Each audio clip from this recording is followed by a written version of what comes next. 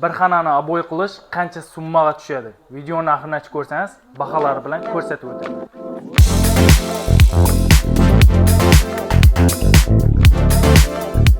O'rtacha 3 metrga 5 metrlik xonani oladigan bo'lsak, bu xonamizga 6 rolin abo'y ketadi. 6 rolin abo'yimiz 119 ming so'mdan 714 ming so'm bo'ladi. Abo'y qistirish uchun bizga abo'yni klay kerak bo'ladi.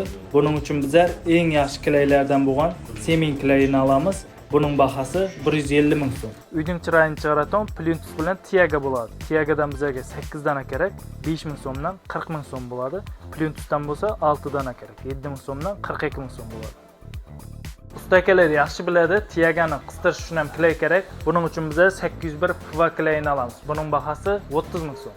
Shuning bilan eng qiziq joyga keldik. 3 ga 5 lik xonamizda abo'y qilish bizlarga 976 ming so'mga tushdi. Eslatib o'tamiz, bu abo'ylar hozir bereketli aksiyada turibdi. Oldin 180 ming so'mdan sotilgan abo'ylar hozir aksiya bahada 119 ming so'mdan sotilib turibdi. Aksiya muddati tugashini sanoqli kunlar qolgan, tezroq ulgurib qolinglar. Eng zo'r tomoni bu abo'ylarni 1 oydan 24 oygacha bo'lib to'lashga olsangiz bo'ladi.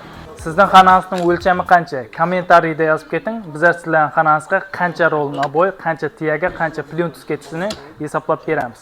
Adresga keladigan bo'lsak, Aydin yo'l, Meganuxning qarama-qarshisi Bereket Stroy do'koni. Kommentariyda xonangizning o'lchamini yozib ketish yodingizdan chiqmasin.